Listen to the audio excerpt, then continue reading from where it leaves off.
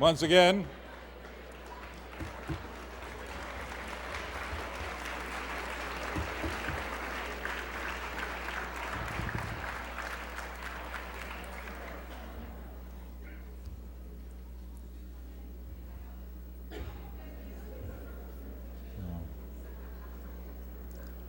while we're starting, I do want to introduce two people who are with us today as well.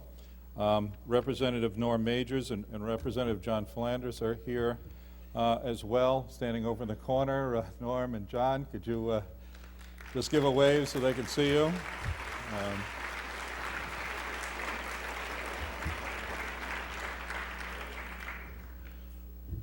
We're delighted and honored that Governor John Lynch could join us today. John Lynch has had a history of caring about kids and being involved with children. Many may not realize he was the director of missions at Harvard for a while. He's been the past president of the University of New Hampshire Alumni Association, was on the board, the Board of Trustees for the university system. He's taken a very active and leadership role in educational issues and has certainly represented our community well. It's a real honor for me to introduce to you the Governor of the state of New Hampshire, the Honorable John Lynch.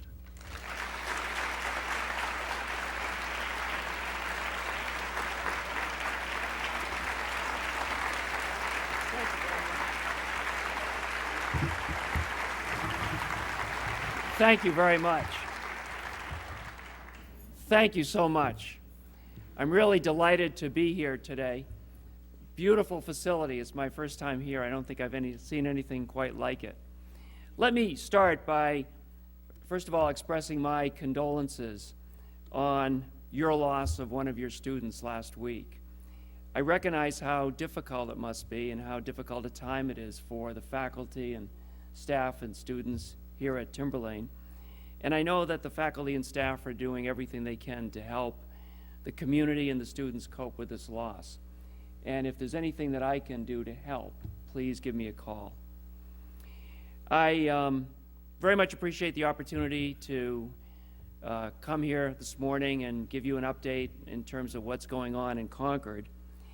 You should know that I am the product of public schools. My kids all went to public schools, and I know firsthand the importance of public education and the impact that you all are making on the lives of our young people. That's why I believe that education is really the most important investment that we can make as a state. I really do believe that education is all about opportunity. The opportunity that we offer to our children to have a better life. The opportunity that we offer to them to get a good job, to go on to higher education if that's what they choose to do. And I strongly believe that every child in New Hampshire deserves an equal opportunity for quality education. All of our children do, regardless of where they live, regardless of their economic background. Every year, an estimated 2,500 New Hampshire students basically give up on that opportunity by dropping out of school. And these young people pay such a high price for what is a life-changing decision made at such an early age. And our state pays a high economic and social cost as well. You may have heard the statistics that nearly 80% of our prison population in this country are high school dropouts. Dropouts are twice as likely to be on welfare. Rates of teen pregnancy, substance abuse, and crime are significantly higher among that population which ended up dropping out of high school. And adults between the ages of 25 and 34 with a high school education earn significantly more than their counterparts of that same age who have ended up dropping out of school. These are statistics that we just can't afford, and these are statistics that New Hampshire can't afford. But it's more than just about statistics. It's about the lives of these young people. I recently met a student who had dropped out of school and then decided to come back and attend one of the alternative programs that we have around New Hampshire. And I asked her, I said, what do you wish had happened? What do you wish we had told you? And she said, I wish somebody had told me not to drop out of school. She said, I wish somebody had told me that I can't drop out of school. And I think we must make it clear to our children that we're not going to give up on them, and we don't want them to give up on themselves. That's why on Monday, joined with a bipartisan group of lawmakers, as well as representatives from business and industry, education, healthcare, law enforcement, and many nonprofit organizations, I proposed legislation that would increase the compulsory attendance age in New Hampshire from 16 years old to 18 years old.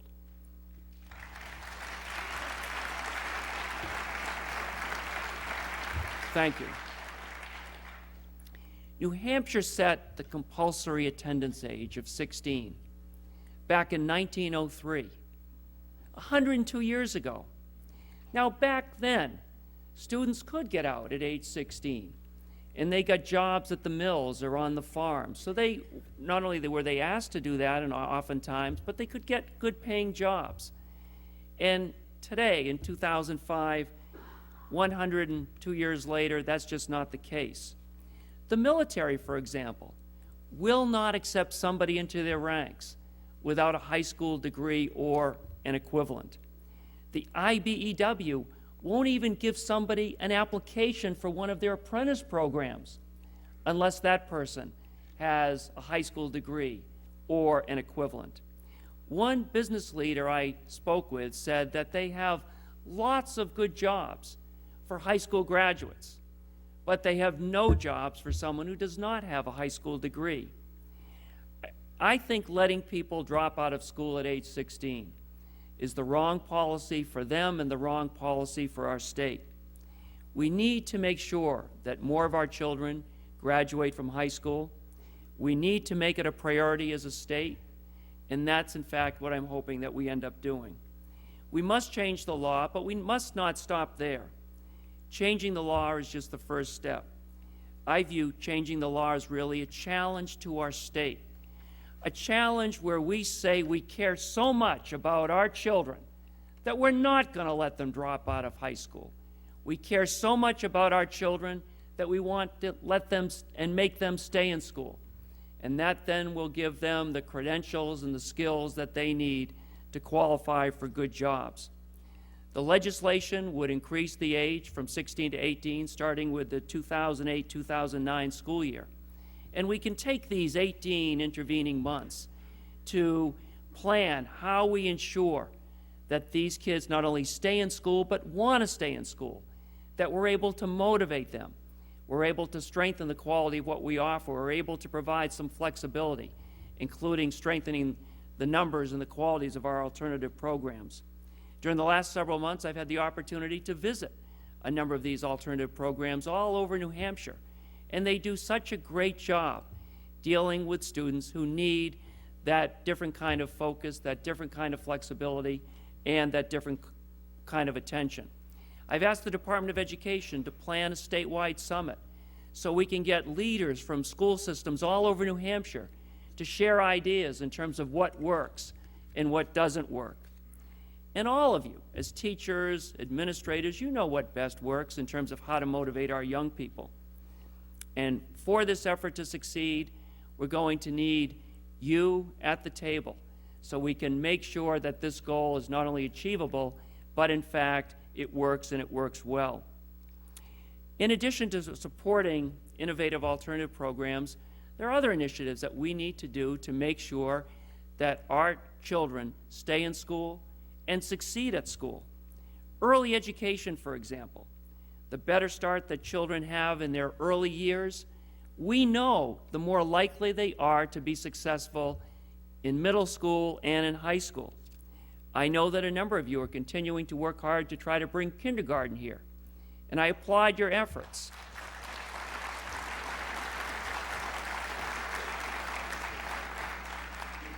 I think kindergarten gives the students the solid foundation that they need to then be successful in high school. And as we know, success begets success, and the more a student is successful, that self-esteem is raised, the more motivated they are, the more likely they are to want to stay in school.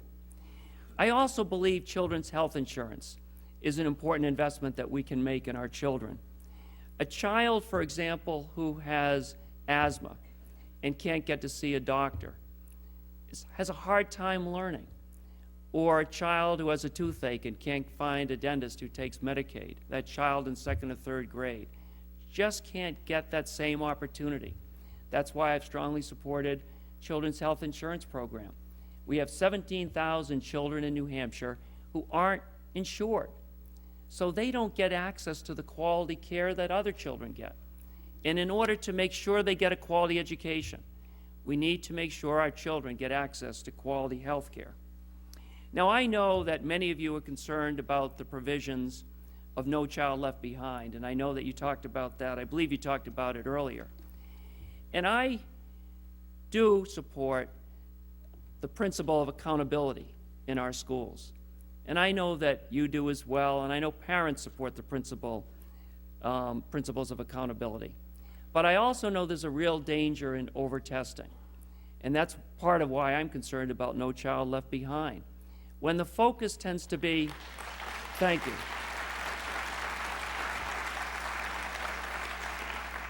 When the focus tends to be teaching children how to do well on standardized tests, that's not what we want.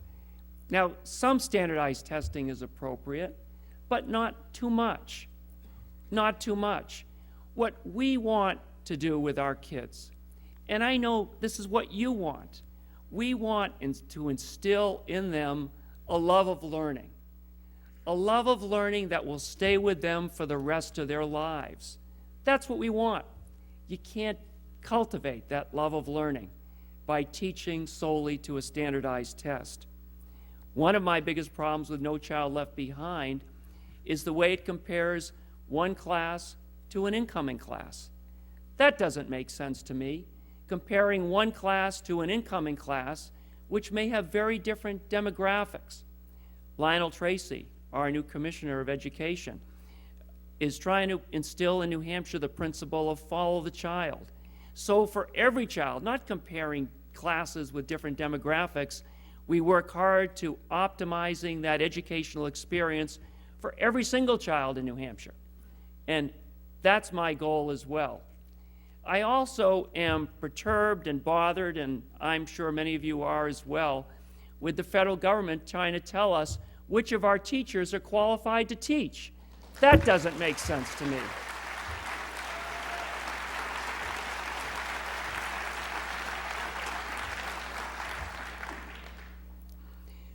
We should be the ones to decide, you should be the ones to decide who are the good teachers, where we need improvement.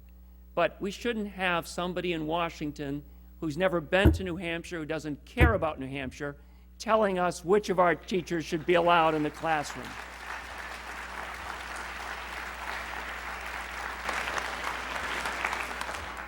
Let me just close, and then I think I have some time for questions if anybody has any questions for me. Just to say to all of you, thank you so much for all that you do. You know, as I said right when I began, I think education is the most important investment that we can make as a state, and investing in our children is the best investment that we can make. Because in fact, as we all know, they are the future. They're the ones who are going to be running the state, running the businesses, coaching the youth sports teams, and then making a difference for their kids in the future. And as governor, I want to do everything that I can do to promote education here in New Hampshire. Thank you very much for inviting me here this morning. Thank you.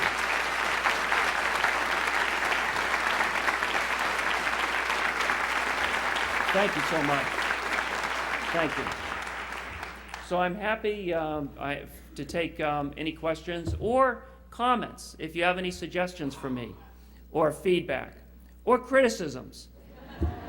I have developed a very thick skin over the past 10 months, so feel free to fire away. Yes? This is not a criticism of you. We just went through roughly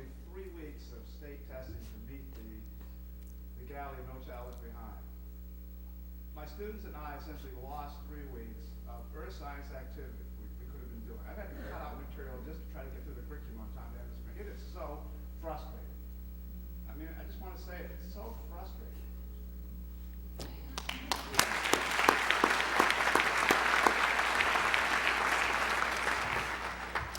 You know, as I said, I agree completely with what you're saying. I think some standardized testing is appropriate, but too much just doesn't make sense. It doesn't motivate you as teachers, and it doesn't motivate the students. And we know what happens. Then you don't have the time to teach what you want to teach in the classroom. And it's more than just the knowledge. It's more than just the skills. It's more than just trying to get them to have the understanding of the techniques involved in the various disciplines. It's, as I said earlier, creating in them that love of learning, because they need to continue to want to learn after their formal education ends, whether it ends in 12th grade, college, or in graduate school. And they need to cultivate, you need to cultivate, we need to cultivate that love and learning now, not later. And you can't do that with standardized test scores. I'll tell you something about one of my former jobs. When I was Dean of Admissions at Harvard Business School, I actually dropped standardized testing from the admissions process. I dropped it. There were only 2 professional schools in the country at that point that dropped standardized testing: Harvard Business School and Johns Hopkins Medical School. And we dropped it because it was becoming overwhelming in terms of kids focusing on that in the admissions criteria. It was becoming a proxy for things that it was never meant to be, much like it is today with No Child Left Behind. Somehow, if kids did well in standardized tests, and this is what happened at Harvard Business School, there was the perception that that demonstrated interpersonal skills, it demonstrated leadership, it demonstrated things that it was never meant to demonstrate. We can't let that happen in New Hampshire.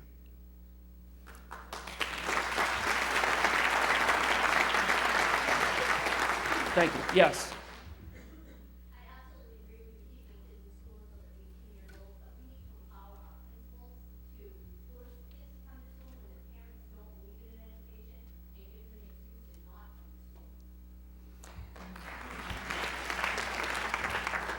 school. And I think that's a very good point, and I think part of the summit that we will have will allow individuals from school districts to talk about what works and what doesn't work. Interestingly, the city of Dover had a problem with truancy and truants, and they couldn't figure out how to get that rate down, the truancy rate down. And then what they decided to do, because they kept punishing the student, and you'd have one detention after another, and then what they decided to do was, with a truant, force the student to come in with her or his parent. The truancy rate dropped dramatically. And you can just see the discussion that happened. The parent said, who had to take a day off, don't do it again. So the pressure came, and just doing that dropped that rate down considerably. I also believe that, and hopefully that age will go up to 18, that we can't then just rely on law enforcement to ensure that that is a law that is in fact enforced. This has to be a responsibility on all of us, including the parents, to make sure that these kids stay in school. I also believe that there has to be a marketing effort in place to these students so they understand we're doing it so they can end up getting a good job and having a better life. We can't put that on the teachers either. We need to make sure that, as I said, that we have some alternative programs in place for some students who will learn under a different kind of environment, because we want to make sure that each of our students stays motivated in the classroom.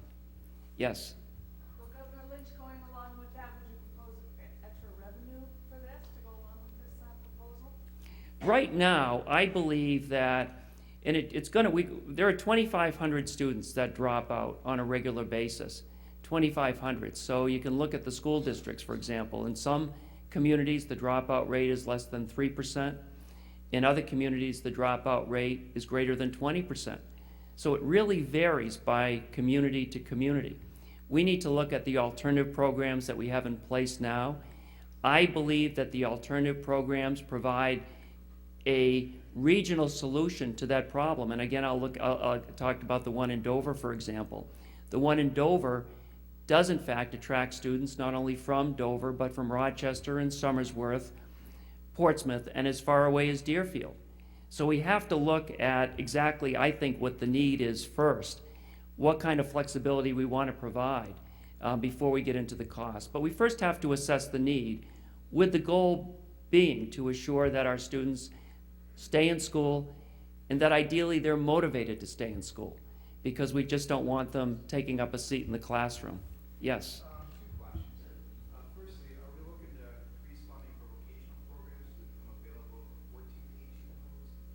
And then secondly, given the federal laws are what they are, how is the state going to be able to either work around them or ameliorate them for us? I'm not sure I'm not sure what your second question Well, is. in other words, like, in terms of the more difficult parts, No Child Left Behind, given that those laws are on the books, what is the state going to be able to do to make them less difficult?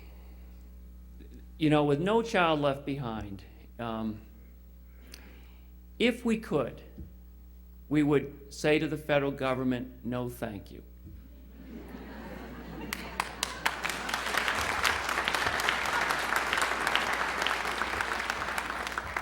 And I really mean that.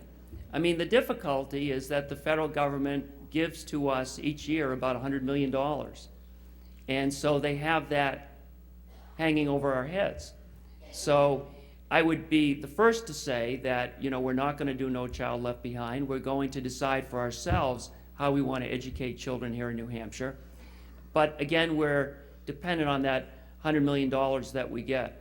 So I'm going to be meeting with the commissioner and talk further about a strategy such that we can have the flexibility to pursue our own goals and our own plans and our own processes here in New Hampshire. With regard to vocational technical schools, they do a wonderful job of complementing the education that we offer now in New Hampshire, a great job. And I do think we have to make that available to students, so that gives them the flexibility to pursue alternative education experiences in addition to what they get in the classroom. You know, the community technical colleges right now, and this is a step obviously above high school, they really do a terrific job at making sure that the students who go to the community technical colleges, who end up getting a 2-year associate's degree, not only do they get the technical training that they want, but also they get a blend of some liberal arts education. And they do, it's really a great model. It varies from school to school in terms of exactly what they offer. But that kind of model, I think, is appropriate for the high school level as well. I unfortunately have to get back to Concord. I would very much enjoy staying here longer, but I got to get back there. Let me just close by saying again, thank you. You know, I care a lot about education, and I care a lot about our teachers and our administrators. I'm on your side on these issues. And as governor, I'm going to do everything I can to help you do your jobs. Thanks again very much for inviting me today. Thank you.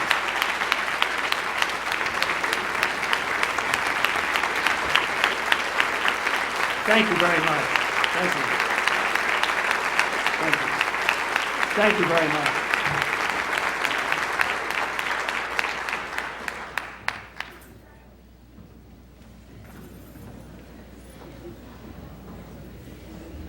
Thank you, Governor, for joining us. I think an indication of the governor's interest in education is his willingness to take time to meet with us today from his very busy schedule. Again, I want to thank you for everything that you do, and I hope you enjoy the rest of the in-service day and the 3-week holiday that we're having. 3 days. Well,